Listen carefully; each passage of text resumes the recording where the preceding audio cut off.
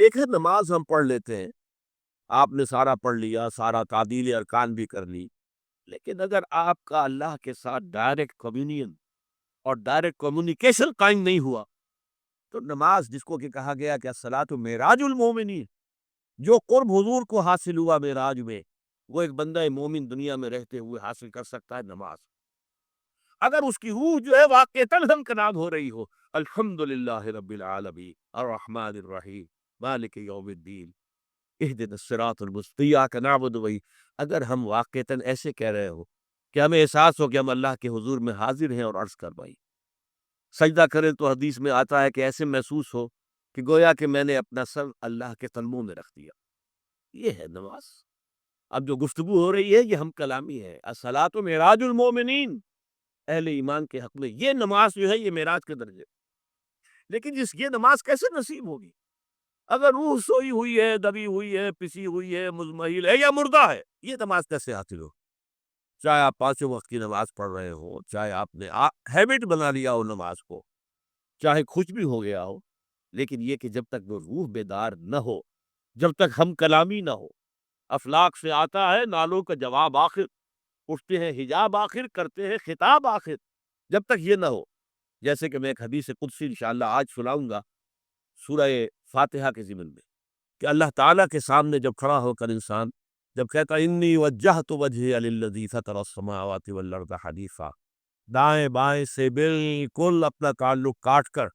میں نے اپنا رخ کر لیا ہے اس اللہ کی طرف جس نے آسمان اور زمین کو پیدا۔ اب یہ توجہ وجہ تو اگر یہ ایک تو ہے چہرہ تو ہم نے کر دیا خانہ کعبہ کی طرف، اندر سے ہماری روح متوجہ نہیں ہوئی، وہ سوئی پڑی، اسے پتہ ہی کچھ نہیں کہ کیا ہو رہا، تو اس صورت میں وہ کیا ہے؟ ظاہری بات تو پوری ہو گئی، نماز کا ثواب ہو جائے گا، فرض کی ادائیگی کا ثواب مل جائے گا، لیکن وہ اصل نماز تو حاصل نہیں ہے۔ یہ ہے وہ بات کہ وَإِذَا سَأَلَكَ عِبَادِي عَنِّي فَإِنِّي قَرِيبٌ، اے نبی جب میرے بندوں کی روحیں بیدار ہو جائیں، توانا ہو جائیں، حیات تازہ سے وہ ہم کنار ہو جائیں، اور پھر وہ میرے بارے میں پوچھیں، وہ میرا تقرب حاصل کرنا چاہتے ہیں، تو ہم آپ سے پوچھیں تو کہیے میں قریب ہوں، اجیب و دعوت الداع اذا دعان، یہ ہے وہ دعا، میں ہر پکارنے والے کی پکار، ہر دعا کرنے والے کی دعا کو سنتا ہوں، قبول کرتا ہوں، اس کو جواب دیتا ہوں، جہاں کہیں بھی مجھے پکارے، اذا دعان۔ اس میں در حقیقت وہ مفہوم آ گیا ہے there and then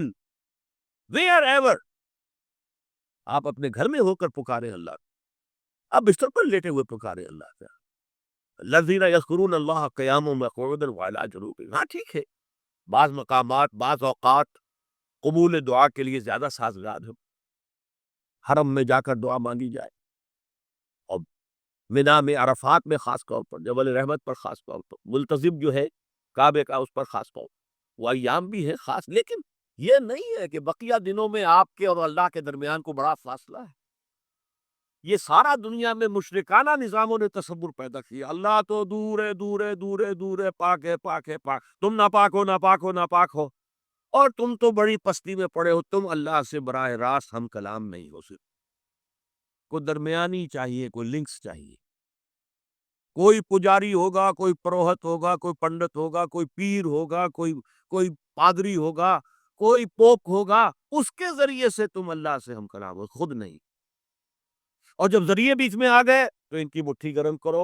ان کی چاپلوسی کرو، ان کو بھی جو ہے چادریں چڑھاؤ، ان کو نذرانے پیش کرو، یہ ہے بدترین ایکسپلائٹیشن جو مذہب کے ذریعے سے نوع انسانی کی گئی ہے۔ یہ دو ایکسپلائٹیشن دنیا میں ہوئی ہے تاریخ انسانی میں، ایک بادشاہوں کی طرف سے، خراج دو ہمیں، محنت تم کرو گے کھیت میں، آدھا حصہ ہمارے پاس آئے گا، ہم عیش کریں گے، ہم سٹینڈنگ آرمیز رکھیں گے تاکہ ذرا تم بغاوت کرو تو تمہارا سر کچل لیا جائے۔ یہ ایکسپلائٹیشن بدترین، مانگنے والا گدا ہے، صدقہ مانگے یا خراج، دوسری طرف ہم بادشاہ ہیں، ہم چندر بنسی سورج بنسی خاندان ہیں، ہم راجپوت ہیں، حکومت کرنا ہمارا حق ہے، اور یہ پنڈت پروہت جو ہے وہ بھی کہیں گے کہ ٹھیک ہے، نصف لی و نصف لک وہذا قوم جاہلون، یہ عوام جو ہے ان کا خون چوسو، ہمیں یہ نذرانے پیش کریں، بتوں کو آ کے چڑھاوے چڑھائیں اور تمہیں خراج دیں اور ٹیکس دیں، They are to be exploited. Exploit ہو. اسلام نے آ کر دونوں کا خاتمہ، کوئی ملوکیت نہیں. زکوٰۃ ہے تو غربا کے لیے، بادشاہ کے لیے نہیں ہے. یہ تو غربا کے لیے، لہذا کوئی ٹیکس نہیں. نمبر 2، اللہ سے ہم کلام ہونے کے لیے کسی دربان، کسی جو ہے پہرے دار کی مٹھی گرم کرنے کی ضرورت نہیں.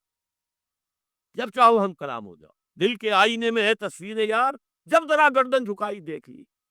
یہ تو تم ہماری طرف متوجہ نہیں ہوتے. ہم تو ہر وقت کہتے ہیں، ہر شب کو آخری لمحات جو ہیں، آخری جو گھنٹے ہیں رات کے، سمائے دنیا تک ہم نزول فرما لیتے ہیں تمہارے لیے. اور پکارنے والا پکارتا ہے، حل بالمستغفر فاغفر اللہ، ہے کوئی استغفار کرنے والا کہ میں اسے بخش دوں؟ حل من سائل فاعطیہ، ہے کوئی مانگنے والا کہ میں اسے عطا کروں؟ تم ہی سوئے رہتے ہو، الٹا غفیل رہتے ہو، تمہیں ہماری طرف توجہ نہیں ہے. اگر ہماری طرف متوجہ ہو جاؤ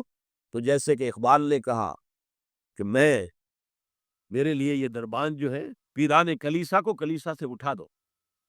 کیوں خالق و مخلوق میں حائل رہے پر اللہم ذکرنا منہ ما نسینا وعلمنا منہ ما جہلنا وارزقنا تلاوتہ آناء اللیل وآناء النہار واجعلہ لنا حجتا یا رب العالمین آمین. اب ہم اللہ کے نام سے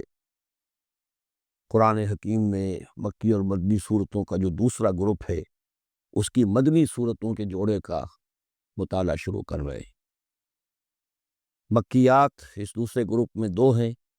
سورۃ الانعام، سورۃ الاعراف، جن کا مطالعہ ہم کر چکے. اور میں نے ابتدا ہی میں عرض کیا تھا کہ یہ گروپ اس اعتبار سے متوازن ہے کہ اس میں 2 ہی صورتیں مکی ہیں، 2 ہی مدنی ہیں. انفال اور توبہ یہ 2 مدنیات ہیں. ان کا جو ربط اور تعلق ہے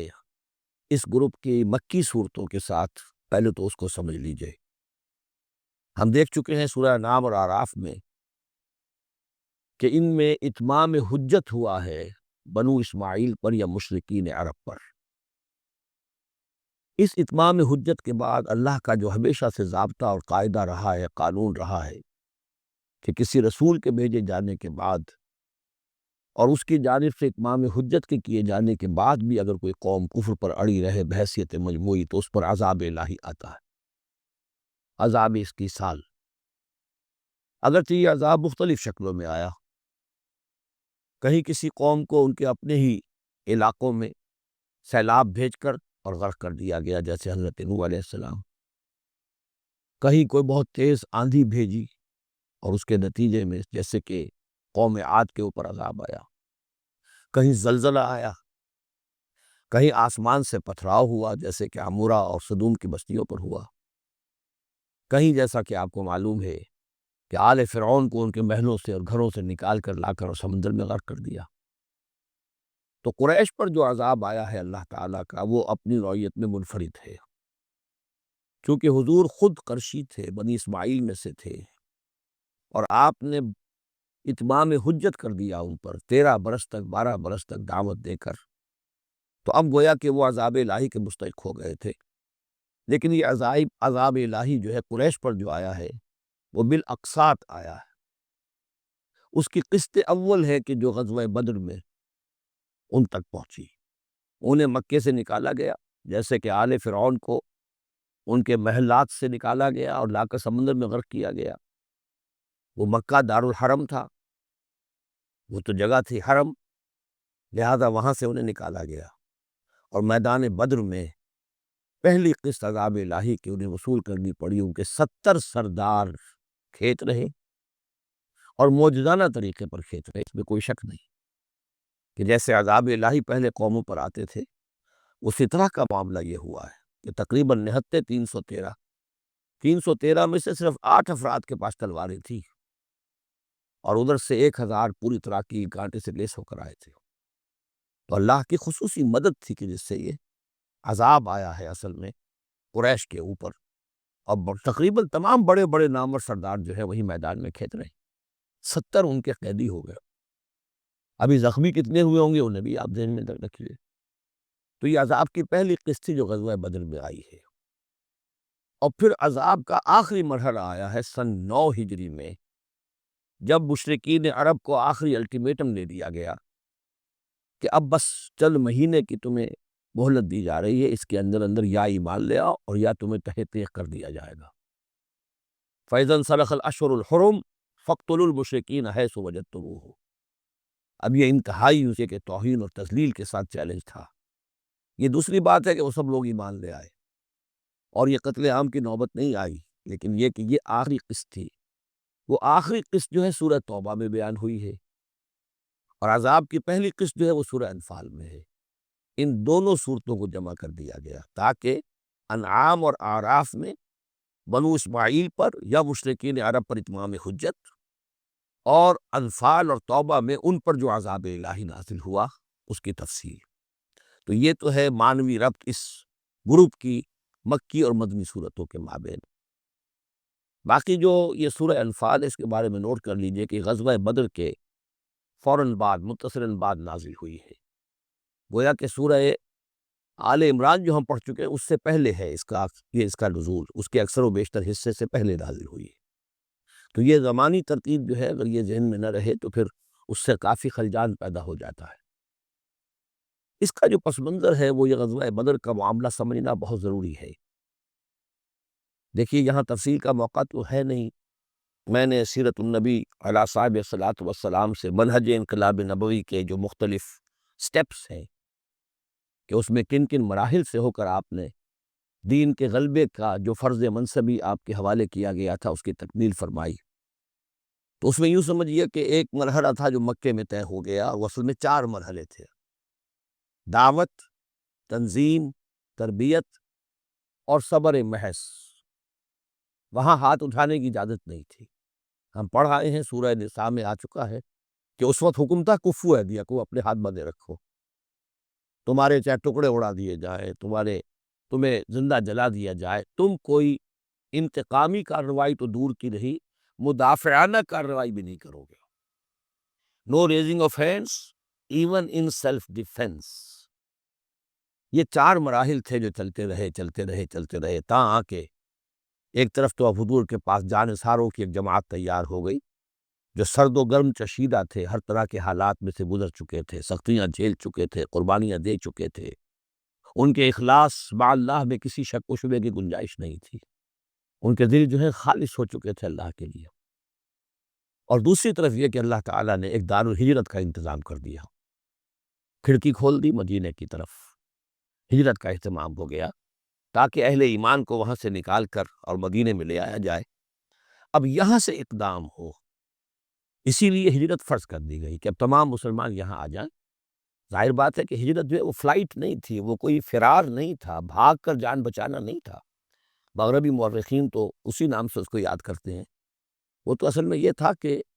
ایک جگہ اگر اس کام کے لیے موضوع نہیں ہے تو کوئی اور بیس، آلٹرنیٹ بیس اگر مل جائے تو وہاں سے اپنا آفینسو جو ہے آخری فیصلہ کن اقدام جو ہے وہاں سے لانچ کیا جائے۔ لہذا مدینہ میں آ کر حضور نے صلی اللہ علیہ وسلم صرف 6 مہینے لیے ہیں انٹرنل کنسالیڈیشن، کہ اب آپ آئے ہیں، نئے آئے ہیں، مہاجرین نئے آئے ہیں، تو ایک تو یہ کہ ان 6 مہینے میں آپ نے مسجد نبوی تعمیر کر لی، مرکز بن گیا، گورنمنٹ ہاؤس بھی ہو گیا یہ، اور پارلیمنٹ ہاؤس بھی ہو گیا، دارالندوہ بھی ہو گیا، دارالعلوم بھی ہو گیا، خانقاہ بھی ہو گئی، عبادت گاہ بھی ہو گئی، مرکز ہو گیا۔ ثانیاً آپ نے انصار اور مہاجرین کے اندر مواخات کرا دی، ایک انصاری ایک مہاجر بھائی بنا دیا۔ تیسرے یہ کہ آپ نے بہت بڑا کام یہ کیا کہ جو یہود کے قبیلے وہاں آباد تھے ان کو آپ نے ان کے ساتھ ایک معاہدہ کر لیا، جوائنٹ ڈیفنس آف مدینہ، میثاق مدینہ، مدینے کی ایک مدافعت جو ہوگی وہ مشترک ہوگی، کوئی بھی حملہ آور آئے گا باہر سے تو مل کر مسلمان اور یہودی اس معاملے میں ایک ملت ہوں گے اور دفاع کریں گے مدینے کا۔ بس 6 مہینے آپ نے اس کام میں لیے، 7ویں مہینے سے پھر آپ نے کچھ چھوٹے چھوٹے دستے بھیجنے شروع کر دیے، چھاپا مار دستے سمجھ لیجئے، کہ جس سے وہ جو کیروان روٹس تھے، قریش کی لائف لائن یہی تھی، ان کا تجارتی سلسلہ تھا، شام کی طرف قافلے جو جاتے تھے وہ بدر سے ہو کر گزرتے تھے، بدر کے قریب سے، اور بدر جو ہے مدینے سے قریب تر تھا، مکے سے فاصلہ زیادہ ہے، اور جو قافلے جاتے تھے یمن کو وہ طائف سے ہو کر گزرتے تھے، تو آپ نے ان راستوں کے اوپر چھاپا مار دستے بھیجنے شروع کر دیے۔ جدید اصطلاح میں اس کو یہ کہا جائے گا کہ اکنامک بلاکیڈ آف مکہ۔ 8 ایسی مہمیں غزوہ بدر سے پہلے ثابت ہیں 1.5 سال کے اندر۔ 6 مہینے آپ نے وہ لیے، 1.5 سال اور 2 سال کے بعد غزوہ بدر ہو گیا ہے۔ تو یہ 1.5 سال میں 8 مہمیں، جن میں سے 4 میں کہ حضور خود بھی بنفس نفیس شریک رہے ہیں، اس لیے وہ غزوات کہلاتے ہیں، اور 4 وہ ہے کہ جن میں آپ نے صرف کچھ لوگوں کو بھیج دیا ہے کسی امیر کے تحت، وہ سرایا کہلاتے ہیں۔ تو یہ جو صورتحال ہوئی، اور اس میں یہ بھی ہوا کہ حضور جہاں جاتے تھے خود، تو وہاں کے قبائل سے آپ معاہدے کر لیتے تھے۔ اب یا تو وہ جو قبائل جو تھے مقامی، پہلے تو وہ قریش کے حلیف تھے، اب یا تو وہ حضور کے حلیف ہو گئے، مسلمانوں کے حلیف ہو گئے، تو قریش کی طاقت کم ہوئی، مسلمانوں کی بڑھ گئی۔ یا یہ ہے کہ وہ نیوٹرل ہو گئے کہ ہم نہ قریش کی مدد کریں گے آپ کے خلاف، نہ آپ کی مدد کریں گے قریش کے خلاف، نیوٹرل ہو گئے۔ اس سے بھی یہ ہے کہ قریش کا جو حلقہ اثر تھا، سیاسی زون آف پولیٹیکل انفلوئنس، وہ کم ہو رہا ہے۔ یہ 2 چیزیں ایسی ہوئی ہیں، political isolation of Quraysh and economic blockade of Mecca, جس کے نتیجے میں مکے والے جو ہیں، تو یوں سمجھیے کہ تنگ آمد بجنگ آمد، ورنہ مکے والوں کی طرف سے کوئی آغاز ثابت نہیں ہے تاریخ میں کہ حضور کے اور مسلمانوں کے مکے سے جانے کے بعد ان کی طرف سے کوئی ابتدا ہوئی ہو، کوئی انیشیٹو لیا گیا۔ 2 واقعات خاص طور پر ایسے ہو گئے کہ ایک چھوٹا سا آپ نے ایک دستہ بھیجا تھا نخلا، اور یہ نخلا جو ہے یہ مکے اور طائف کے مابین ہے، تو سمجھیے کس قدر فاصلے پر، اور وہاں مڈبھیڑ ہو گئی۔ جو مسلمان وہاں بھیجے گئے تھے ان کے کفار کے ساتھ، وہاں ایک مشرک مکے کا مارا گیا، ایک کو انہوں نے قید کیا، ساتھ لے آئے، کچھ سامان جو ان کا تجارت تھا وہ بھی لے آئے، وہ مال غنیمت سمجھ کر رو۔ تو حضور اگرچہ ناراض ہوئے کہ میں نے تمہیں لڑنے کا حکم نہیں دیا تھا، میں نے اس لیے بھیجا تھا کہ وہاں رہو اور قریش کی نقل و حرکت سے ہمیں مطلع کرتے رہو، لیکن اب سچویشن پیدا ہو گئی، گویا کہ یہ چاہے ارادہ تھا یا نہیں تھا، ڈی فیکٹو شکل یہی ہوئی کہ اقدام ہو گیا مسلمانوں کی طرف سے، اب آغاز ہو گیا مسلمانوں کی طرف سے۔ ادھر جب ابو سفیان لے کر جا رہے تھے بہت بڑا قافلہ شام کی طرف، تو حضور نے اس کا تعاقب کیا، لیکن وہ تیزی سے نکل گئے تھے۔ لیکن جب واپس آ رہے تھے اور 50,000 دینار کا سامان تھا ان کے قافلے کے اندر، بہت لدا پدا قافلہ، انہیں یہ خطرہ ہوا کہ اب پھر محمد صلی اللہ علیہ وسلم اور ان کے ساتھی کہیں لوٹیں گے ہمیں اور ہمارے اوپر حملہ کریں گے، روکیں گے ہمارا راستہ۔ تو انہوں نے یہ کی دوہری حکمت عملی کی کہ ایک تو یہ کہ ایک سوار بھیجا آگے، تیزی کے ساتھ دوڑایا کہ مکے جاؤ اور کہو کہ ہمارے قافلے کو خطرہ ہے محمد سے صلی اللہ علیہ وسلم، لہذا مدد بھیجو۔ اور ادھر یہ کیا کہ وہ رام راستہ جو تھا، جو بدر سے ہو کر گزرتا تھا، اسے چھوڑ کر ساحل سمندر کے ساتھ ساتھ نیچے سے ہو کر وہ نکل بھی گئے۔ اب وہاں مکے میں یہ دونوں چیزیں بیک وقت پہنچ گئی۔ ایک طرف وہ نخلا سے لوگ روتے پیٹتے چیختے چلاتے ہمارا آدمی مار دیا محمد کے آدمیوں نے، وہ آ گئے، ادھر سے وہ آ گیا جو ابو سفیان کا بھیجا ہوا تھا ایلچی کہ دوڑو دوڑو دوڑو تمہارا قافلہ محمد لوٹنے والے ہیں، اور یہ ہے اور وہ ہے۔ بس وہ وار کرائی وہاں ہوئی، اور 1,000 کا لشکر جو ہے وہاں پر پھر جمع کیا گیا، اور 900 اونٹ فراہم کیے گئے، اور 100 گھوڑوں کا ایک رسالہ تیار کیا گیا، اور وہ لوگ مکے سے نکل آئے۔ یہ صورتحال ادھر ہو رہی تھی۔ ادھر یہ ہے کہ حضور صلی اللہ علیہ وسلم نے مدینے میں پہلے تو یہ فیصلہ کیا تھا کہ اب یہ قافلہ واپس آنے والا ہے تو ہم اس قافلے کا تعاقب کریں۔ ابھی جنگ وغیرہ کا آپ کو گمان نہیں تھا، ابھی مدینے ہی میں آپ نے یہ جو ہے اس ایسا ارادہ ظاہر کیا کہ جیسے پہلے بھی گئے تھے، جب قافلہ جا رہا تھا شام کی طرف تو تعاقب کیا تھا، ایسے جب آ رہا ہے تو اسے انٹرسیپٹ کریں۔ لہذا ایک تو مشاورت ہوئی ہے مدینے میں، آیا چلنا چاہیے یا نہیں چلنا چاہیے، وہ میں بعد میں عرض کروں گا جب ہم آیتیں پڑھیں گے۔ پھر جب کچھ لوگ نکل آئے، اور یہ نہیں سمجھا گیا تھا کہ کوئی جنگ ہونی ہے، کوئی بڑا لشکر آ رہا ہے، اس وقت تک اطلاع نہیں تھی، اسی لیے بس جو جس کے ہاتھ میں آیا، کسی کے پاس نیزہ تھا، کسی کے پاس کچھ اور تھا، تلواریں 8 تھیں، گھوڑے کل 2 تھے، وہ چل پڑے۔ چلو، اس لیے کہ مسئلہ تو قافلے کا مسئلہ ہے نا، کوئی جنگ تو ہے نہیں، کوئی لشکر وشکر تو آ نہیں رہا۔ جب آپ کچھ سفر طے کر کے مقام صفرا تک پہنچ گئے تو وہاں وحی آ گئی، اور آپ کو اطلاع بھی پہنچ گئی، اطلاع بھی پہنچ گئی کہ ابو جہل جو ہے 1,000 کا لشکر لے کر مکے سے چل پڑا ہے، اور وحی بھی آ گئی، اللہ نے بتا دیا کہ اے نبی اب یہ 2 شکلیں ہیں، جنوب سے مکے کی طرف سے ایک لشکر آ رہا ہے، کیل کانٹے سے لیس ہے، شمال سے قافلہ آ رہا ہے، اور میرا یہ وعدہ ہے کہ ان دونوں میں سے ایک ضرور تم کو دے دوں گا، تم کو فتح حاصل ہو جائے گی۔ یہ میرے اہل ایمان کو بتا دیجئے اور ذرا مشورہ کیجئے۔ تو دوسری مشاورت جو ہے وہ مدینے سے نکل کر ہوئی ہے مقام صفرا میں۔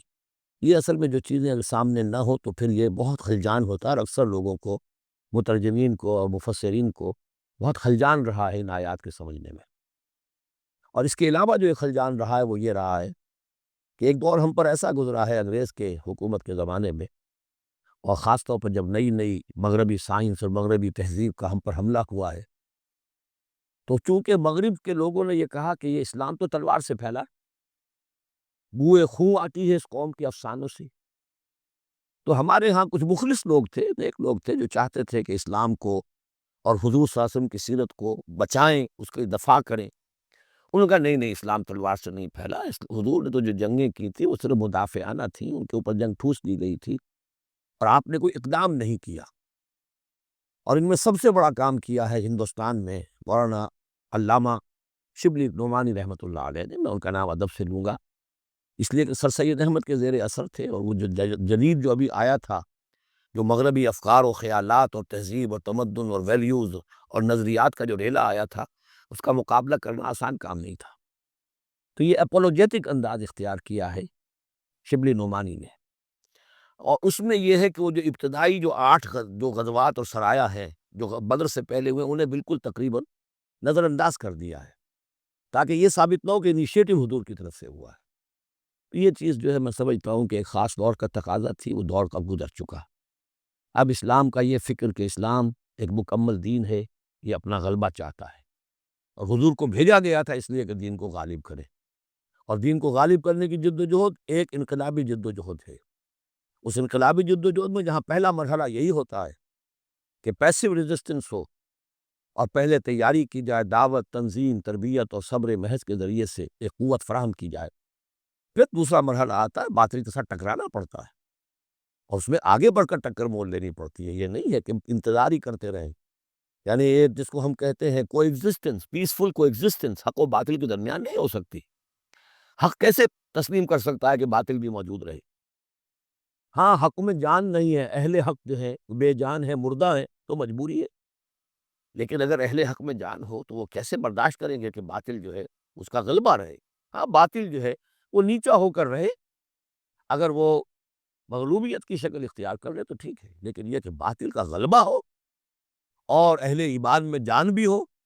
یہ دو چیزیں جو ہیں یہ تو ایک دوسرے سے بالکل متضاد ہیں۔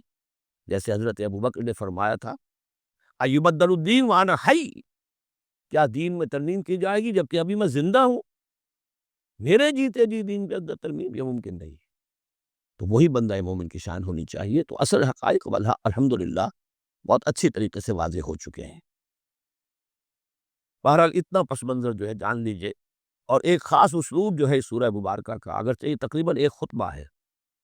تقریباً ایک خطبہ ہے مسلسل 10 رکوع ہے، لیکن اس میں ایک خاص مسئلے کو نکال کر پہلے درمیان شروع میں لے آئے ہیں۔ اس کی بحث آئے گی تقریباً وسط میں جا کر، لیکن اس اسلوب کو یہاں نوٹ کر لیجئے، وہ اس لیے کہ یہی اسلوب ہے جس سے ہمیں سمجھنے میں مدد ملے گی سورہ توبہ کے جو ترتیب مضامین ہے، وہاں بھی بہت اشکال ہے، بہت اشکال ہے، اور بہت سے مترجمین کو جدید دور کے جو زیادہ محنت نہیں کر سکے ہیں بس ترجمہ مکمل کرنا انہوں نے اپنے پیش نظر رکھ لیا، تفسیر مکمل کرنی ہی ہے، لہذا وہ تیزی کے ساتھ وہ دقت نظر کا ثبوت نہ دے سکے تو اس میں بڑے خلجان پیدا کر دیے۔ وہ اسلوب کیا ہے کہ اس پوری بحث میں سب سے ایک نمایاں مسئلہ یہ ہو گیا تھا غزوہ بدر کے بعد کہ مال غنیمت پر مسلمانوں میں جھگڑا ہو گیا۔ پہلی جنگ تھی، غنیمت کی تقسیم کیسے ہوگی، اس کا قانون کیا ہے، اس کا ضابطہ کیا ہے، وہ معلوم نہیں تھا، اور یہ کہ عام طور پر جو عرب میں پہلے رواج تھا وہ تو یہ تھا کہ جس کے ہاتھ جو لگ گیا بس وہ اس کا ہے۔ وہ تو لوٹ مار جانتے تھے، کوئی باقاعدہ جنگ جو ہے وہ تو ان کے ہاں اس طریقے سے منظم کوئی تنظیم تو تھی ہی نہیں، تو جو جس کے ہاتھ لگ گیا۔ اب لوگوں نے یہ سمجھا غزوہ بدر میں جس جس نے جو کچھ مال غنیمت جمع کیا وہ اس کا ہے۔ اب کچھ لوگوں نے کہا صاحب کہ ہم یہاں حضور کے حفاظت کے لیے مامور تھے یا پہرے پر تھے، ہم تو مال جمع نہیں کر سکے، تو کیا مطلب ہے ہمارا کوئی حصہ نہیں ہوگا؟ یا یہ ہے کہ کچھ بزرگوں نے کہا جو وہ اتنی بھاگ دوڑ تو نہیں کر سکتے جتنے نوجوان کر سکتے تھے، بھاگ کر دوڑ کر ادھر سے ادھر جمع کر لینا،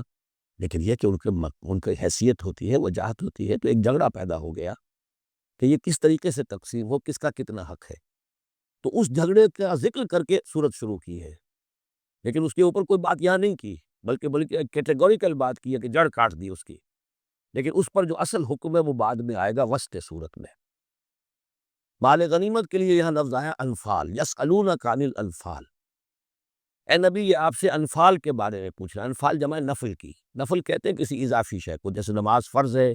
یہ سنت مؤکدہ ہے، یہ فلاں ہے، یہ نفل ہے، اضافی ہے، آپ کی مرضی پر ہے، پڑھے نہ پڑھے۔ تو جو کہ جنگ میں اصل سے جو مطلوب ہوتی ہے وہ فتح ہوتی ہے،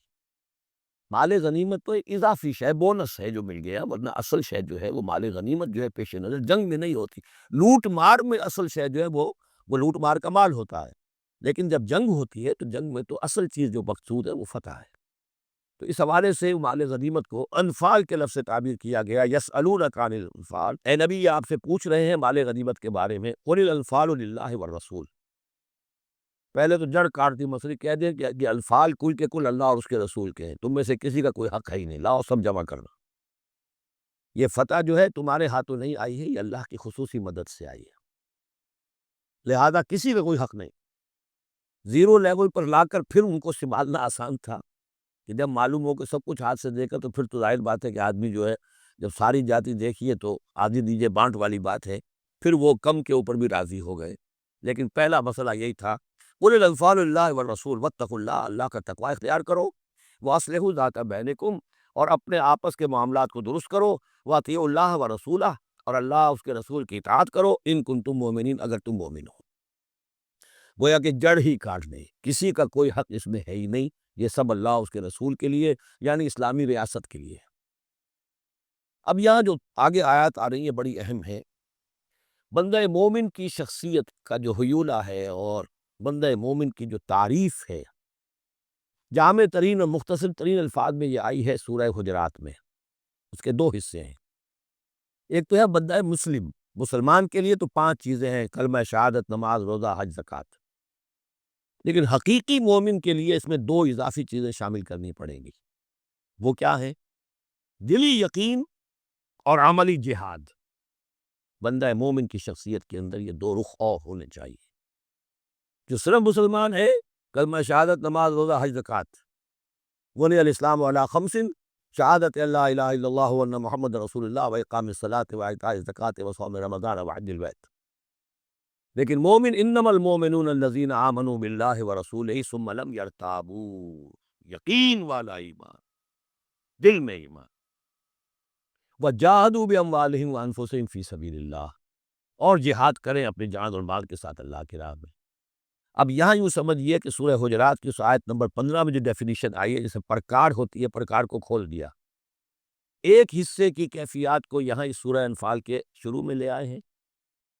اور دوسری جہاد والی کیفیات کو سورہ انفال کے آخر میں لے آئے ہیں۔ تو یہ پرکار یہاں کھلی ہوئی ہے اس ڈیفینیشن کی۔ تو ایک حصہ ڈیفینیشن کا یہاں آ رہا ہے، انما المؤمنون الذین اذا ذکر اللہ وجلت قلوبہم، اہل ایمان، حقیقی مومن تو وہ ہیں کہ جب اللہ کا ذکر کیا جاتا ہے تو ان کے دل لرز جاتے ہیں۔ وَإِذَا تُلِيَتْ عَلَيْهِمْ آیاتُهُ، اور جب انہیں اس کی آیات پڑھ کر سنائی جاتی ہیں، زادتہم ایمانا، ان کے ایمان میں بڑھوتری ہوتی ہے، اضافہ ہوتا ہے۔ وَعَلَىٰ رَبِّهِمْ يَتَوَكَّلُونَ، اور وہ اپنے رب پر توکل کرتے ہیں۔ الذین یقیمون الصلاۃ، جو نماز کو قائم رکھتے ہیں۔ وَمِمَّا رَزَقْنَاهُمْ يُنْفِقُونَ، اور جو کچھ ہم نے انہیں دیا ہے اس میں سے اللہ کے لیے، اللہ کے دین کے لیے خرچ کرتے ہیں۔ انفاق فی سبیل اللہ مراد۔ اولئک ھم المؤمنون حقا، یہ وہ لوگ ہیں جو سچے مومن ہیں، حقیقی مومن ہیں۔ لیکن نوٹ کر لیجئے یہ بھی ابھی آدھی ڈیفینیشن آئی ہے،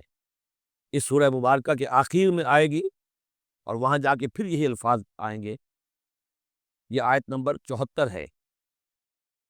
والذین آمنوا وہاجروا وجاہدوا فی سبیل اللہ والذین آووا ونصروا اولئک ھم المؤمنون حقا لہم مغفرۃ ورزق کریم۔ اس کے بعد ایک آیت اور بعد میں ہے، سورت ختم ہو جاتی ہے۔ تو لاسٹ بٹ ون آیت، اور ادھر پہلی کے بعد دوسری، ان 2 جگہ پر ایمان کے حقائق کو تقسیم کر کے، پرکار کو کھول کر، گویا کہ پوری صورت کو ان 2 کے درمیان میں لے لیا گیا، گود میں لے لیا گیا ہے۔ ایمان کی ڈیفینیشن کے یہ 2 حصے جو ہیں ان گود میں۔ اب یہاں ذکر شروع ہو رہا ہے غزوہ بدر کا، کما اخرجک ربک من بیتک بالحق، جیسے کہ نکالا آپ کو اے نبی آپ کے رب نے آپ کے گھر سے حق کے ساتھ، یعنی آپ کا یہ بدر کی طرف روانہ ہونا جو ہے یہ اللہ تعالیٰ کی ایک اسکیم کا حصہ تھا، اللہ کی اپنی ایک تدبیر ہے۔ وَإِنَّ فَرِيقًا مِّنَ الْمُؤْمِنِينَ لَكَارِهُونَ، اہل ایمان میں سے کچھ لوگ اسے پسند نہیں کر رہے تھے۔ یہ کون لوگ؟ یہ ہے وہ پہلی مشاورت جو مدینہ ہی میں ہوئی ہے۔ ان میں ظاہر بات ہے مدینہ میں منافق بھی تھے، جن کا خیال یہ تھا لڑنے بھیڑنے کا، لوٹ مار کرنے کا، یہ کوئی فائدہ ہے بھلا؟ بس اچھی تبلیغ کرنی چاہیے، اچھی بات کہنی چاہیے، نیک بات کہنی چاہیے، یہ کیا طریقہ ہے؟ منافقین کا ایلیمنٹ موجود تھا جو اس کو پسند ہی نہیں کرتے تھے، اس لیے کہ جنگ کا سلسلہ چل نکلا تو ہمیں بھی جانا پڑے گا، ہماری جان اور مال کے اوپر بھی آنچ آئے گی، تو نپ دی ایول ان دی بڈ، اس سے تو بہتر ہے کہ اس کو یہیں پر ختم کرو۔ اس اعتبار سے ویسے بھی کچھ انسانی فطرت ایسی ہوتی ہے، کچھ نیک سرشت لوگ بھی ہوتے ہیں کہ آخر اس سے کیا فائدہ نکلے گا؟ ابھی کوئی خاص جو ہے قریش کی طرف سے تو اقدام ہوا نہیں تھا، ہم آگے بڑھ کر جو ہے یہ جو بات اقدام کر رہے ہیں تو آخر اس کا فائدہ کیا ہے؟ تو یہ اس قسم کی باتیں اس وقت کہی گئی۔ ان فریقا من المؤمنین لکارہون، اب یہ مومنین ان میں سے اہل نفاق بھی ہو سکتے ہیں اور سادہ لوگ اور نیک دل جو مسلمان ہیں وہ بھی ہو سکتے ہیں۔ یجادلونک فی الحق بعدما تبین کانما یساقون الی الموت وهم ینظرون، اور وہ جھگڑ رہے تھے آپ سے حق کے معاملے میں جبکہ بات ان پر بالکل واضح ہو چکی تھی۔ یہ دوسری آیت میرے نزدیک جو دوسری مشاورت ہوئی ہے مقام صفرا پر، اس سے متعلق ہے۔ وہ یہ کہ وہاں سے جب مکے سے آپ چلے تو اس وقت تک کسی لشکر وغیرہ کی کوئی اطلاع نہ آپ کو تھی اور نہ اس کا کوئی گمان تھا ابھی، وہ تو ایسے ہی تھا جیسے پہلے 8 مرتبہ جو ہے وہ جو ایکسکرشنز جو ہوئی تھیں، جس طریقے کی مہمات بھیجی گئی تھیں، یہ اسی طرح کی ایک مہم ہے۔ لیکن یہ ہے کہ آگے چل کر جب آپ کچھ دور چل نکل کے آ گئے تھے، یہاں آ کر جو ہے آپ کو وحی بھی آ گئی اور اطلاعات بھی مل گئی کہ صورتحال وہ ہو چکی ہے۔ ایک طرف نخلا سے روتے پیٹتے لوگ پہنچ گئے وہاں، دوسری طرف یہ کہ ادھر سے ابو سفیان کا جو ہے ایلچی پہنچ گیا چیختا چلاتا ہوا، اور 1000 کا لشکر لے کر ابو جہل نکل پڑا ہے بدر کی طرف، اب وہ بدر کی طرف آ رہا ہے، ادھر سے قافلہ بدر کی طرف آ رہا ہے شمال سے۔ اس وقت اللہ تعالیٰ نے فرمایا، اور یہ مشاورت جیسا کہ میں نے کہا تھا جیسے کہ حضرت طالوت نے کی تھی، ایک آزمائش اپنی فوج کی کہ جو اس دریا میں سے پانی پیے گا سیر ہو کر پیے گا اس کا مجھ سے کوئی تعلق نہیں، اسی طرح کا آپ نے مشاورت کا معاملہ اللہ تعالیٰ کے حکم سے مسلمانوں کے سامنے رکھ دیا۔ بعدما تبین کانما یساقون الی الموت، تو لوگ ایسے محسوس کر رہے تھے جیسے انہیں دھکیلا جا رہا ہو موت کی طرف، وہم ینظرون، اور وہ دیکھ رہے ہوں۔ ظاہر بات ہے یہ کیفیت تو کٹر جو منافق تھے وہاں پر انہیں کی ہو سکتی تھی۔ وَإِذْ يَعِدُكُمُ اللَّهُ إِحْدَى الطَّائِفَتَيْنِ أَنَّهَا لَكُمْ، اور جب کہ اللہ تعالیٰ وعدہ کر رہا تھا تم سے کہ ان دونوں گروہوں میں سے ایک تمہیں مل جائے گا، ایک پر تمہاری فتح گارنٹیڈ ہے۔ وَتَوَدُّونَ أَنَّ غَيْرَ ذَاتِ الشَّوْكَةِ تَكُونُ لَكُمْ، اور اے مسلمانوں تم یہ چاہتے تھے کہ ادھر جاؤ جدھر کے کانٹا لگنے کا کوئی اندیشہ نہ ہو، اس لیے کہ بمشکل 50 یا 100 آدمی تھے اس قافلے کے ساتھ، اور اونٹ تھے بے شمار، اور اور جو میں نے آپ کو بتایا بہت بڑی مقدار کے اندر جو ہے 50,000 دینار کا جو مال تھا ان کے پاس، تو ان کو تو آسانی سے قابو کیا جا سکتا تھا، اس میں اندیشہ کم تھا۔ پھر دلیلیں بھی عقلی آ گئی ہوں گی کہ حضور ہمارے پاس تو کوئی ہتھیار بھی نہیں ہے، کچھ نہیں ہے، ہم تیاری کر کے مدینے سے نکلے ہی نہیں ہیں، تو اچھا ہے پہلے یہ کہ ہم جا کر ان پر قبضہ کر لیں تو ان کے ہتھیار بھی ہمیں مل جائیں گے، تو پھر لشکر سے لڑنے کے لیے ہم بہتر پوزیشن میں ہوں گے۔ تو عقل و منطق بھی یہ گویا کہ ان کے ساتھ تھی۔ وَيُرِيدُ اللَّهُ أَن يُحِقَّ الْحَقَّ بِكَلِمَاتِهِ، اللہ یہ چاہتا تھا کہ اپنے بات کو اپنے فیصلے کے ذریعے سے حق کا حق ہونا ثابت کر دے، وَيَقْطَعَ دَابِرَ الْكَافِرِينَ، اور کافروں کی جڑ کاٹ دے۔ یہ قُطِعَ دَابِرُ الْقَوْمِ الَّذِينَ ظَلَمُوا، کافر قوم کی جڑ کاٹ دی گئی، جو ہم پڑھ کر آئے سورہ اعراف میں۔ اللہ کا ارادہ یہ تھا، اگر عام جو دنیاوی قواعد و ضوابط ہیں، فزیکل لاز ہیں، اس کے تحت یہ ہوتا تو اتنی بڑی بات ہی نہ ہوتی۔ اسے یوم الفرقان بنانا تھا کہ نمایاں ہو جائے کہ اللہ کس کے ساتھ ہے، حق کدھر ہے، اور یہ اسی وقت ہو سکتا تھا جبکہ یہ کنٹراسٹ برقرار رہتا کہ بے سر و سامان 313 گئے ہیں اور کیل کانٹے سے لے 1000 کے ساتھ ان کا مقابلہ ہوا ہے، اور پھر انہیں اللہ نے فتح دی ہے۔ لہذا اللہ کی مرضی کچھ اور تھی۔ یرید اللہ ان یحق الحق بکلماتہ ویقطع دابر الکافرین، اللہ چاہتا تھا کہ اپنی باتوں کے ذریعے سے حق کا حق ہونا ثابت کر دے اور کافروں کی جڑ کاٹ دے، یحق الحق کا، تاکہ سچا ثابت کر دے حق کو، سچ کو، ویبطل الباطل، اور باطل ثابت کر دے باطل کو، باطل ہونا اس کا ثابت ہو جائے، ولو کرہ المجرمون، خواہ یہ مجرموں کو کتنا ہی ناگوار ہو۔ استستغیثون ربکم، یاد کرو جب کہ تم اپنے رب سے استغاثہ کر رہے تھے، دعائی دے رہے تھے کہ اللہ اب ہماری مدد فرما۔ فاستجاب لکم، تو اللہ نے تمہاری دعا کو قبول کیا تھا۔ انی ممدکم بألف من الملائکۃ مردفین، کہ میں تمہاری مدد کروں گا 1000 ملائکہ سے جو لگاتار آئیں گے، پے بپے آئیں گے۔ 1000 کا لشکر آیا ہے نا، تو 1000 فرشتے ہم تمہاری مدد کے لیے بھیج دیں گے۔ وما جعلہ اللہ الا بشرا، اور اللہ نے اس کو نہیں بنایا مگر تمہارے لیے بشارت، وَلِتَطْمَئِنَّ بِهِ قُلُوبُكُمْ، اور تاکہ تمہارے دل مطمئن ہو جائیں۔ وَمَن نَّصْرُ إِلَّا مِنْ عِندِ اللَّهِ، اور مدد تو اللہ کی طرف سے ہوتی ہے، فرشتوں کو بھیجے بغیر بھی وہ مدد کر سکتا ہے۔ کن فیکون کی شان کے ساتھ وہ جو چاہے کر دے، لیکن یہ کہ تمہارا جو اپنا ایک سوچنے کا انداز ہے، بر بنائے طبع بشری، تمہاری تسکین کے لیے ہم نے یہ شکل کر دی کہ 1000 دشمن آ رہا ہے تو 1000 فرشتہ تمہاری مدد کے لیے ہم بھیج دیں گے۔ ان اللہ عزیز الحکیم، یقیناً اللہ تعالیٰ سب زبردست ہے اور حکمت والا۔ اذ یغشیکم النعاس امنۃ منہ، جبکہ تم کو ڈھانپ لیا تھا ایک اونگ نے، جو امن کی اور تسکین کا ذریعہ بن گیا اللہ کی طرف سے۔ یہ 2 معجزے ہوئے ہیں خاص اس وقت، معجزے اس معنی میں کہ عام حالات میں یہ چیزیں نہیں ہوتی، لیکن اس میں کوئی خرق عادت نہیں ہے۔ معجزہ اس معنی میں نہیں ہے کہ اس کو چیلنج کر کے حضور نے دکھایا ہو، اس معنی میں نہیں، بس یہ کہ غیر معمولی اللہ کی نصرت کی شکلیں ہیں۔ ایک تو یہ کہ حالانکہ معاملہ بڑا یعنی سخت تھا،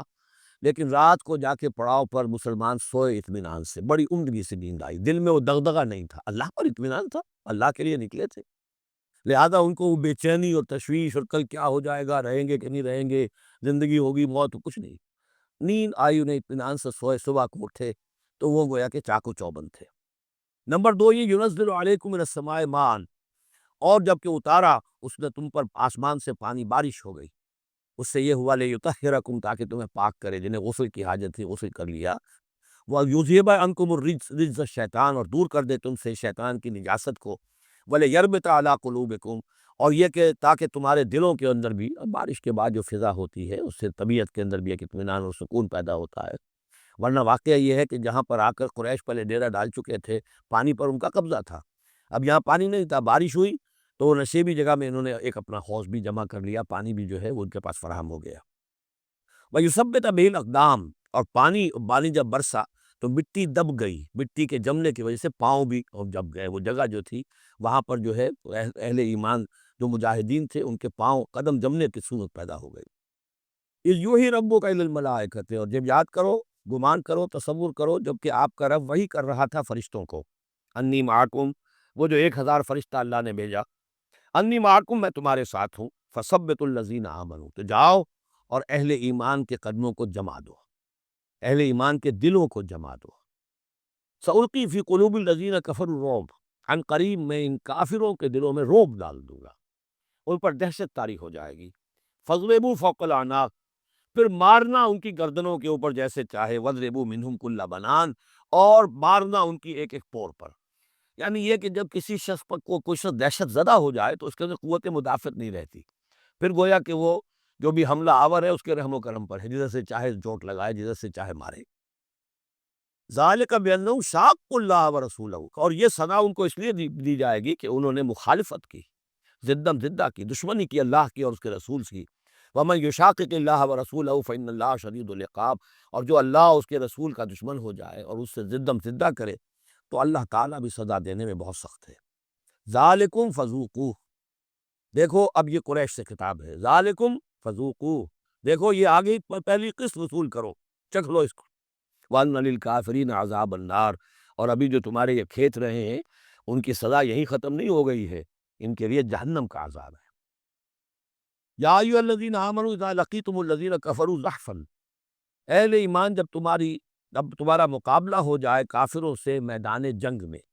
یہ زحف کہتے ہیں جبکہ باقاعدہ 2 لشکر ایک دوسرے کے سامنے مد مقابل بن کر آئے، ایک چھاپا مار جنگ ہوتی ہے، جیسی کہ 8 جو پہلی اس سے مہمیں تھی وہ جنگ کی شکل نہیں تھی بلکہ وہ مہمیں تھی چھاپا مار، لیکن اب یہ پہلی مرتبہ جنگ ہوئی ہے، لہذا اس کے حوالے سے بات ہو رہی ہے۔ یا ایھا الذین آمنوا اذا لقیتم الذین کفروا زحفا فلا تولوہم الادبار، تو تم ان کو پیٹھ مت دکھاؤ، پیٹھ مت موڑو، مطلب یہ کہ کھڑے رہو، ڈٹے رہو، مقابلہ کرو، جان چلی جائے لیکن یہ کہ پیچھے قدم نہ ہٹے۔ وَمَن یُوَلِّھِمْ یَوْمَئِذٍ دُبُرَہُ، اور جو کوئی بھی اس روز اپنی پیٹھ دکھا دے گا، یعنی میدان جنگ سے بھاگے گا، دو استثناءات کے ساتھ، الا متحرفا لقتال، سوائے اس کے کہ یا تو وہ کوئی داؤ لگا رہا ہو جنگ کے لیے، جیسے دو آدمی بھی جنگ کرتے ہیں اور تلوار اور اس کے ساتھ، تو کوئی ذرا ادھر ہٹتا ہے، پیچھے کو ہٹتا ہے، وہ بھاگنا نہیں ہوتا، بلکہ وہ تو در حقیقت ایک ٹیکٹیکل موو ہے، وہ تو ایک اپنے داؤ کے لیے ذرا پیچھے ہٹنا، اب اس وقت میسرا کو پیچھے کر لیا جائے اور جو میمنہ ہے اسے آگے بڑھایا جائے، یہ بات اور ہے۔ او متحیزا الی فئۃ، یا یہ ہے کہ کوئی اور جمعیت ہے جس کی طرف جا کر ملنا ہے اور اس کے لیے ریٹریٹ ہو رہی ہے، تو آرڈرلی ریٹریٹ یہ ایک علیحدہ شے ہو جائے گی، اور ٹیکٹیکل موو یہ علیحدہ شے ہو جائے گی۔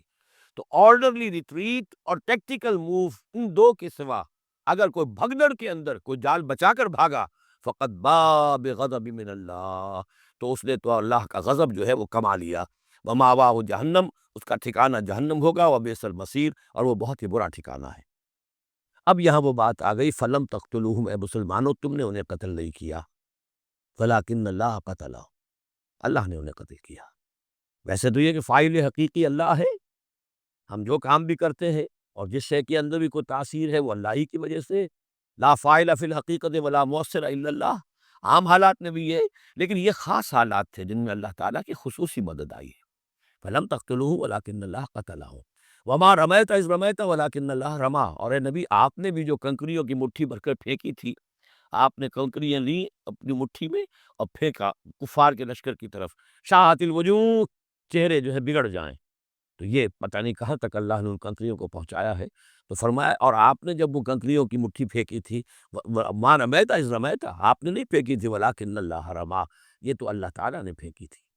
ہاتھ ہے اللہ کا، بندہ مومن کا ہاتھ، وَلِيُبْلِيَ الْمُؤْمِنِينَ مِنْهُ بَلَاءً حَسَنًا، تاکہ اللہ تعالیٰ اہل ایمان کے جوہر نکھارے، ان کے اندر کی چھپی ہوئی جو صلاحیتیں ہیں، مخفی ہیں، انہیں اجاگر کرے۔ یہ ذرا نوٹ کر لیجئے، بلا یبلو کے معنی ہوتا ہے آزمانا، تکلیف میں ڈال کر کسی آزمائش میں۔ ابلا یبلی جب یہ باب افعال سے آتا ہے تو کسی کے جوہر کو نکھارنا، کسی کی جو خابیدہ جو ہے اس کی صلاحیتیں ان کو ابھارنا، یہ ہے ابلا۔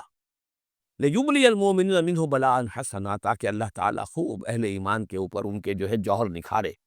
ان اللہ سمیع علیم، یقیناً اللہ سب کچھ سننے والا اور جاننے والا ہے۔ ذالکم وان اللہ موہن کید الکافرین، یہ تو ہو چکا، اب اس جنگ کا جو نتیجہ تھا قریش تم نے دیکھ لیا، لیکن آئندہ بھی سمجھ لو اللہ تعالیٰ کافروں کے تمام چالوں کو ناکام بنا دے گا۔ یہ اہل ایمان سے بھی خطاب ہو گیا اور اجے کے کفار کے لیے بھی، اور پھر کفار سے خطاب ہے، ان تستفتحوا فقد جاءکم الفتح۔ اصل میں ابو جہل جو لشکر کا وہ سمجھیے کمانڈر ان چیف کی حیثیت سے آیا تھا، اسے اتنا یقین تھا کہ میں نے اتنی تیاری کی ہے، اتنا ساز و سامان ہے کہ ہم مسلمانوں کو کچل کر رکھ دیں گے، تو پہلے سے پروپیگنڈا شروع کر دیا تھا، یہ یوم الفرقان ہوگا، یہ پتہ چل جائے گا اللہ کس کے ساتھ ہے۔ اللہ کو تو وہ بھی مانتے تھے، اللہ کے ساتھ دیویوں دیوتاؤں کو مانتے تھے نا، اللہ کے منکر تو نہیں تھے، لیکن یہ کہ ادھر اللہ ہی اللہ تھا، ادھر اللہ کے ساتھ اور منات اور دیوتا وہ بھی تھے، تو یہ کہ اللہ کس کے ساتھ ہے یہ ثابت ہو جائے گا، یعنی وہ اتنا یقین تھا اسے، جیسے 65 کی جنگ میں لاہور، فال آف لاہور دکھا دیا گیا B B C television کے اوپر، جو ہو چکا، لاہور جو ہے اس پر تو بھارتی فوج کا قبضہ ہو چکا، اتنا یقینی تھا۔ اسی طرح اس نے یوم الفرقان کہا، تو اسی کو اللہ تعالیٰ نے یوم الفرقان بنا دیا تاکہ منکشف ہو جائے، یہ بات مبرر ہو جائے کہ اللہ کس کے ساتھ ہے۔ اس اعتبار سے اس کی دعا بھی بڑی عجیب ہے، جو اس نے آ کر بدر سے ایک رات قبل جب کہ حضور بھی دعا مانگ رہے تھے اور طویل ترین سجدہ کیا تھا، اس نے بھی دعا کی تھی، اور وہ دعا جو ہے وہ موحدانہ دعا ہے، اس میں کسی لات عزا حبل منات کا کوئی تذکرہ نہیں۔ اللہم، اے اللہ، اقطعنا للرحم وعین الغدات، جس نے ہمارے رحمی رشتے کاٹ دیے ہیں، کل تو اسے ذلیل و خوار کر دے۔ یعنی اس کا جو سب سے بڑا چارج تھا، الزام تھا حضور پر، وہ یہ تھا کہ اس شخص نے آ کر ہمارے خاندانوں میں تفریق پیدا کر دی، بھائی کو بھائی سے جدا کر دیا، ایک بھائی مسلمان ہو گیا، وہ علیحدہ ہو گیا، باقی بھائی کافر گئے، ایک دوسرے کے دشمن ہو گئے، ماں باپ سے اولاد کو جدا کر دیا، شوہر کو بیوی سے کاٹ دیا، بیوی کو شوہر سے کاٹ دیا۔ ہماری طاقت تھی، ہمارا قبیلہ تھا، ہم قریش تھے، ظاہر بات ہے کہ قبائلی زندگی میں اتحاد، یکجوئی، یہی تو چیزیں ہوتی ہیں ساری کی ساری، کہ جس کی وجہ سے ان کی ساکھ ہوتی ہے، تو اس نے تو آ کر ہمارا ستیہ ناش کر دیا۔ اقطعنا للرحم، جس نے رحمی رشتے کاٹ دیے ہیں ہمارے، فاہل الغدات، تو اے اللہ کل اسے ذلیل و خوار کر دیجو۔ یہ دعا تھی ابو جہل کی۔ بہرحال اللہ تعالیٰ اب ان سے خطاب کر کے کہہ رہے کہ اے مشرکین مکہ ان تستفتحوا، اگر تو تم چاہتے تھے کہ فیصلہ ہو جائے، فقط جاءکم الفتح، تو فتح فیصلہ ہو چکی، فیصلہ اللہ کا آ چکا، معلوم ہو گیا کہ حق کدھر ہے، باطل کدھر ہے۔ وَإِن تَنْتَهُوا فَهُوَ خَيْرٌ لَكُمْ، اب بھی اگر تم باز آ جاؤ تو یہ تمہارے لیے بہتر ہے۔ وَإِن تَعُودُوا نَعُودْ، اگر دوبارہ اعادہ کرو گے ہم بھی یہی کچھ دوبارہ کریں گے۔ وَلَن تُغْنِيَ عَنْكُمْ فِئَتُكُمْ شَيْئًا، اور تمہاری یہ نفری اور جمعیت اور تمہاری یہ تعداد تمہیں کسی کام نہیں آ سکے گی۔ وَلَوْ كَثُرَتْ، خواہ وہ بہت ہو، وَأَنَّ اللَّهَ مَعَ الْمُؤْمِنِينَ، اور یہ کہ اللہ اہل ایمان کے ساتھ ہے۔ یا ایھا الذین آمنوا، اب یہ جو رکوع آ رہا ہے تیسرا، یہ بہت ہی جامع، بہت اہم ہے۔ اس میں سے دو جو تین تین آیتوں کے گروپ ہیں وہ تو خاص طور پر ہماری توجہ کے اور مسلمانان پاکستان کی توجہ کے لیے بڑے اہم ہیں۔ یا ایھا الذین آمنوا اطیعوا اللہ ورسولہ ولا تولوا عنہ وانتم تسمعون، اے اہل ایمان اللہ اور اس کے رسول کی اطاعت کرو اور نہ منہ موڑو اس سے جبکہ تم سن رہے ہو۔ یعنی جب اللہ کے رسول نے کہا تھا کہ چلو بدر کی طرف، تو تمہاری یہ رد و قدا اور یہ پاؤں پیٹنا جس کو کہتے ہیں، یہ مختلف الفاظ اس کے لیے محاوروں میں آتے ہیں، تو یہ جو تم کر رہے تھے کیوں کر رہے تھے؟ جب اللہ اس کے رسول کی طرف سے بات آئی تھی تو ہر ایک کو کہنا چاہیے تھا سمعنا واطعنا، جو آپ کا حکم ہو۔ اطیعوا اللہ واطیعوا الرسول ولا تولوا عنہ وانتم تسمعون، ظاہر بات ہے یہ تمام مسلمانوں سے بات نہیں ہے، یہاں بھی ذہن میں رکھیے وہی جنہوں نے کمزوری دکھائی تھی ان کی طرف اشارہ ہے۔ ولا تکونوا کالذین قالوا سمعنا وهم لا يسمعون، ان لوگوں کے مانند نہ ہو جاؤ جو کہتے ہیں کہ ہم نے سن لیا، حقیقت میں وہ سنتے نہیں ہیں۔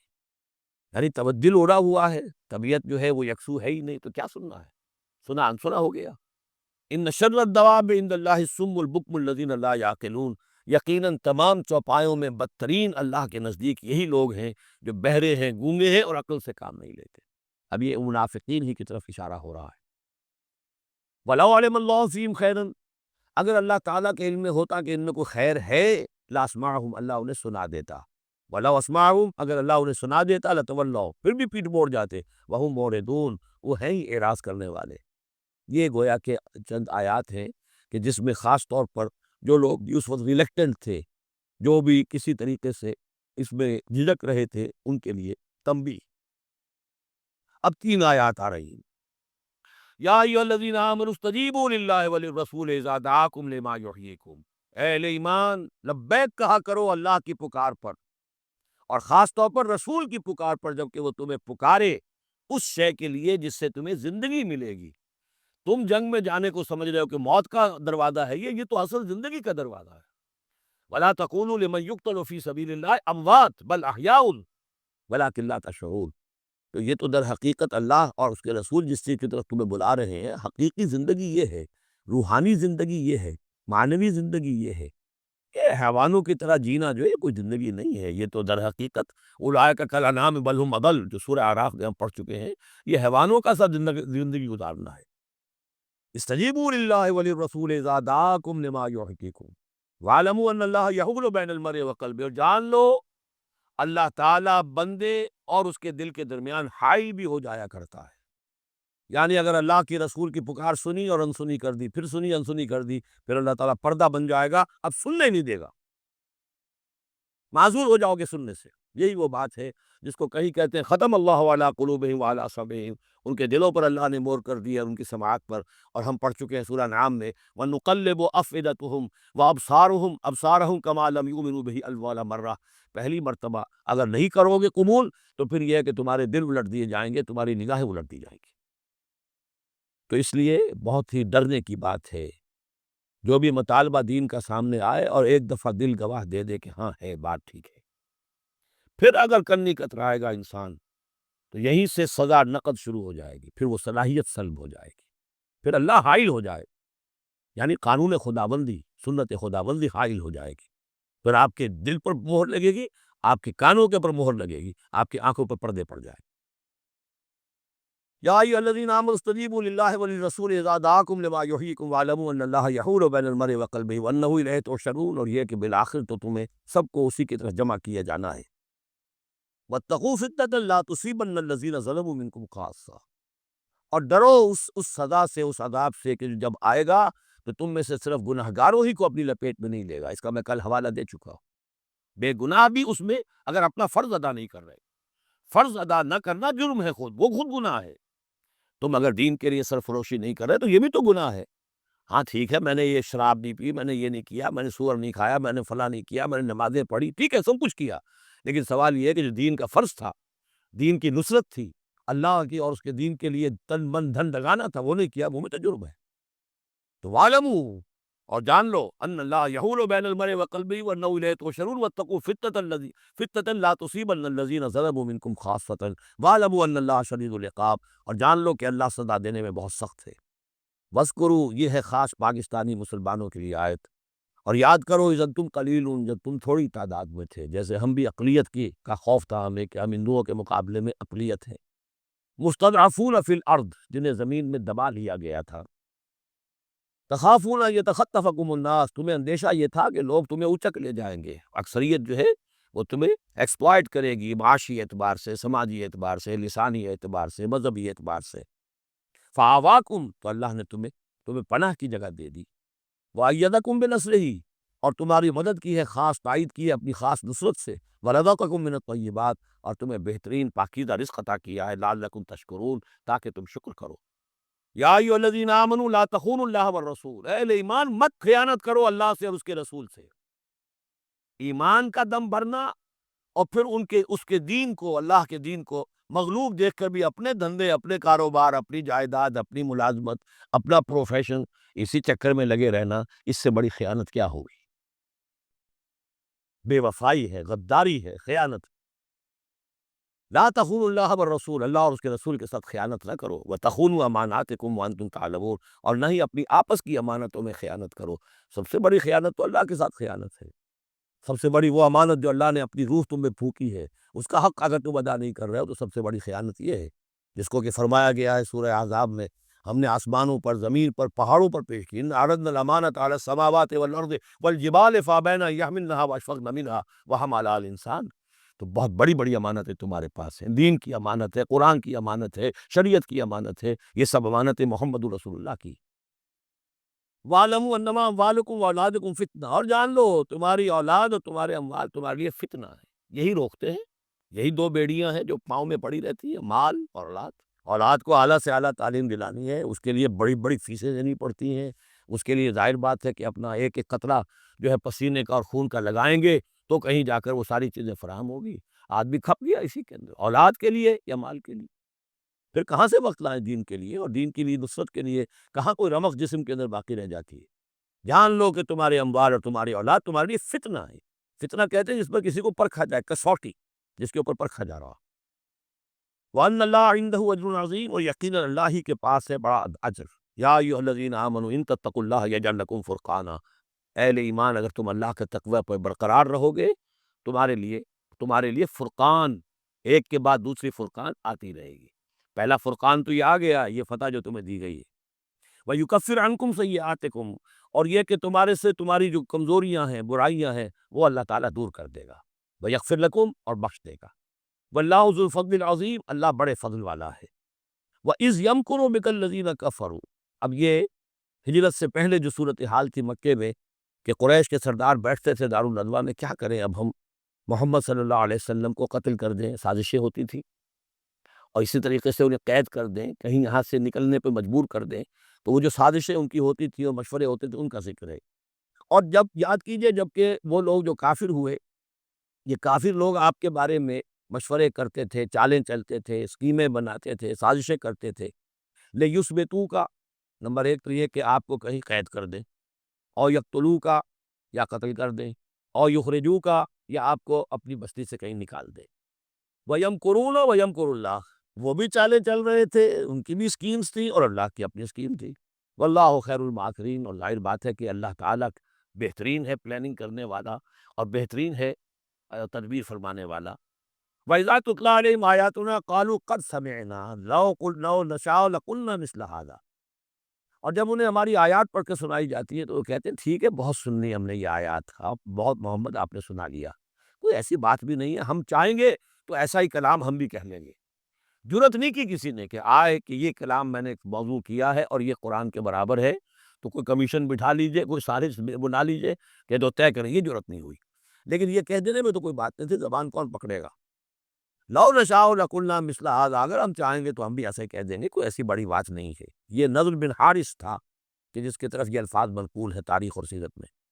ان ھذا الا اساطیر الاولین، یہ نہیں ہے یہ مگر یہ کہ پچھلوں کی کہانیاں ہیں، قصے ہیں، جیسے آج بھی مستشرقین کہتے ہیں کہ کچھ تورات سے کچھ انجیل سے محمد نے لے لیا جوڑ جاڑ کر اور یہ قرآن بنایا ہے۔ اب تو خیر وہ دور ذرا بدل گیا ہے، یہ ذرا پچھلی صدی کی بات تھی، اس دور میں لوگ اس قسم کی باتیں زیادہ کرتے تھے۔ وَإِذْ قَالُوا اللَّهُمَّ إِنْ كَانَ هَذَا هُوَ الْحَقُّ، اور وہی بات جو میں نے آپ کو بتائی تھی کل بھی کہ ان قریش کے لیے سب سے بڑا مسئلہ اپنے عوام کو سنبھالنے کا ہو گیا تھا، کیسے روکیں ان کو کہ یہ محمد صلی اللہ علیہ وسلم کا ایمان نہ لائیں۔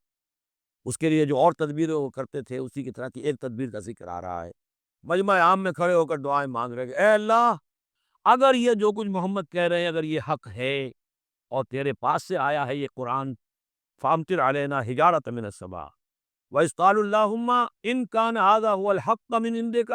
اگر یہ ہے حق تیری طرف سے، فامطر علینا حجارۃ من السماء، تو برسا دے ہم پر پتھر آسمان سے، اب ائتنا بعذاب الیم، یا پھر بھیج دے ہم پر کوئی عذاب۔ اب عذاب آیا نہیں،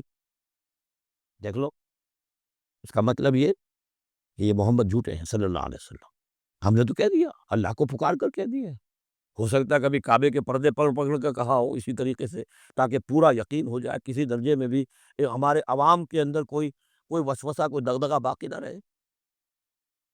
وَمَا كَانَ اللَّهُ لِيُعَذِّبَهُمْ، اور اللہ تعالیٰ انہیں عذاب نہیں دے سکتا تھا، اللہ کے لیے ممکن نہیں تھا کہ ان پر عذاب دے تھا، وَأَنْتَ فِيهِمْ، جبکہ ابھی اے محمد آپ ان کے مابین موجود تھے، ہجرت سے پہلے معاملہ نہیں ہوا کرتا یہ۔ اللہ اپنے رسول کو ان کے ساتھی اہل ایمان کو نکال لیتا ہے، اس کے بعد کوئی عذاب اس نوعیت کا آتا ہے جس نوعیت کا وہ عذاب مانگ رہے تھے۔ وَأَنْتَ فِيهِمْ وَمَا كَانَ اللَّهُ مُعَذِّبَهُمْ، اللہ ان کو عذاب دینے والا نہیں تھا، وَهُمْ يَسْتَغْفِرُونَ، جبکہ وہ استغفار بھی کر رہے تھے۔ یعنی اسی مکے میں عوام الناس بھی تو تھے، سادہ لوگ بھی تو تھے، وہ استغفار بھی کرتے تھے، تلبیہ بھی پڑھتے تھے، لبیک اللہم لبیک لبیک اللہم لبیک، یہ بھی تو کرتے تھے، اللہ کو بھی پکارتے تھے۔ تو بڑا گڑبڑ سا معاملہ تھا، جب تک کہ اللہ تعالیٰ یمیز الخبیث من الطیب کر نہ دے، اس وقت تک اس طرح کا معاملہ اللہ تعالیٰ کے لیے درست نہیں تھا۔ وَمَا لَهُمْ أَلَّا يُعَذِّبَهُمْ، باقی وہ عذاب کے پورے طور سے مستحق تو ہو چکے ہیں،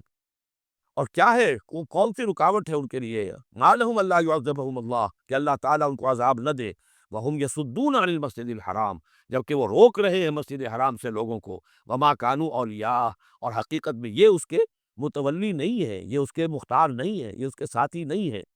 ان اولیاءہ الا المتقون، اس اللہ کے گھر کے تو ولی اور اس کے جو اصل مجاور کہہ لیجئے یا متولی کہہ لیجئے، وہ تو ہوں گے متقی لوگ جو اللہ کا تقوی رکھتے ہوں، اللہ کی بندگی کرتے ہوں، ولیکن اکثرهم لا يعلمون، لیکن ان کی اکثریت علم نہیں رکھتی۔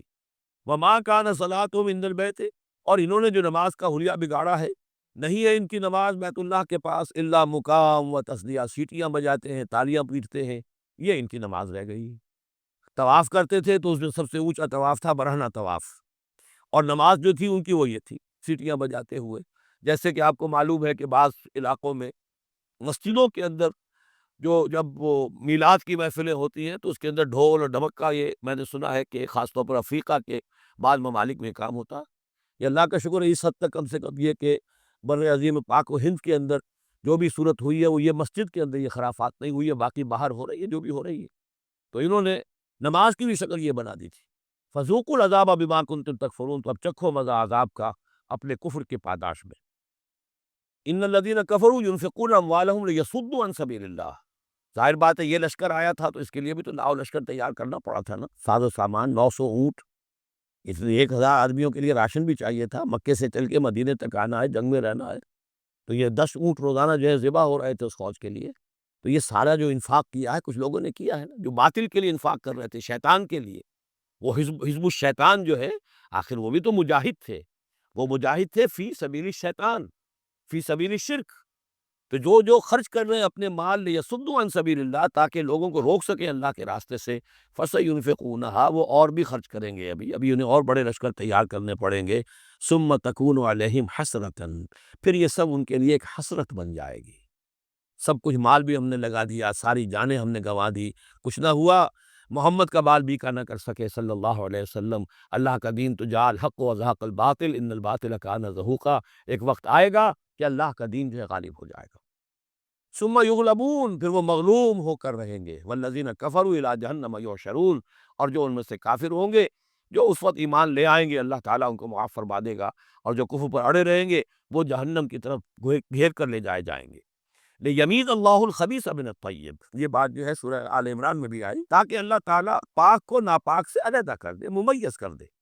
وَيَجْعَلَ الْخَبِيثَ بَعْضَهُ عَلَى بَعْضٍ، اور جو ناپاک ہے اس کو ایک دوسرے کے اوپر سٹیک کرتا چلا جائے، فَيَرْكَمُهُ، اس کا ڈھیر کر دے، جمیعاً، اور ان کو سب کو فَيَجْعَلَهُ فِي جہنم، اور سب کو پھر جہنم میں جھونک دے۔ یعنی یہ کہ یہ پہلے تو یہ سفٹنگ کرنی ہوگی، یہ طیب ہے، یہ خبیث، خبیث کو ایک دوسرے کے اوپر سٹیک کیجئے، اور پھر اس کو جہنم میں ایک ہی مرتبہ دھکا دے دیجئے۔ لیمیز اللہ الخبیث من الطیب ویجعل الخبیث بعضه علی بعض فیرکمہ جمیعا فیجعلہ فی جہنم اولئک هم الخاسرون، یقیناً یہی لوگ ہیں خسارے پانے والے۔ قل للذین کفروا ان ینتہوا یغفر لهم ما قد سلف، اعلان کر دیجئے محمد صلی اللہ علیہ وسلم ان کافروں کے سامنے، اب بھی اگر باز آ جائیں تو جو کچھ ہو چکا ہے وہ معاف کر دیا جائے گا، اب بھی موقع ہے، اب بھی ایمان لے آؤ۔ یہودو، اور اگر وہ ارادہ کریں گے دوبارہ یہی کچھ کریں گے، فقط بدت سنت الاولین، تو پچھلوں کی بھی داستانیں گزر چکی ہیں، ان کی جو بھی کچھ ان پر ہوا ہے وہ سب کو معلوم ہے۔ اب ظاہر بات ہے کہ وہ مکی قرآن تو نازل ہو چکا تھا، سورہ اعراف بھی نازل ہو چکی، سورہ انعام بھی نازل ہو چکی، جو کچھ ہوا ہے قوم ہود کے ساتھ، قوم صالح کے ساتھ، قوم شعیب کے ساتھ، کچھ خالی داستانیں تو تھی، فقط مدد سنت الاولین، اگلوں کا جو طریقہ اور راستہ تھا وہ تو گزر چکا ہے، وہ سب کے سامنے آ چکا ہے۔ وَقَاتِلُوهُمْ حَتَّى لَا تَكُونَ فِتْنَةٌ وَيَكُونَ الدِّينُ كُلُّهُ لِلَّهِ، یہ سورہ بقرہ میں بھی آیت آئی تھی، اور اب آئی ہے اضافی شان کے ساتھ، یعنی اے مسلمانوں، اب تمہاری یہ دعوت و تحریک جو ہے یہ اس مرحلے میں داخل ہو گئی، آرمڈ کانفلکٹ۔ اب یہ 15 برس کے بعد حضور نے جب دعوت کا آغاز کیا ہے مکے میں، اس کے بعد سے 15 برس گزر چکے، اب وہ دعوت، تنظیم، تربیت، صبر محض کا دور ختم ہوا، پیسو ریزسٹنس کا دور ختم ہوا، اب ایکٹیو ریزسٹنس کی محمد نے صلی اللہ علیہ وسلم اقدام کیا، اور اقدام کے نتیجے میں آخری اور چھٹا مرحلہ آ گیا، یعنی آرمڈ کانفلکٹ۔ اب تلوار تلوار سے ٹکرا چکی، اب تمہاری تلواریں نیام میں نہیں جائیں گی جب تک کام مکمل نہ ہو جائے، اور کام کی تکمیل کیا ہے؟ فتنہ بالکل ختم ہو جائے۔ وَقَاتِلُوهُمْ حَتَّى لَا تَكُونَ فِتْنَةٌ، فتنہ وہ کیفیت ہے کہ جس میں ایمان پر قائم رہنا، ایمان پر عمل کرنا مشکل ہو جائے۔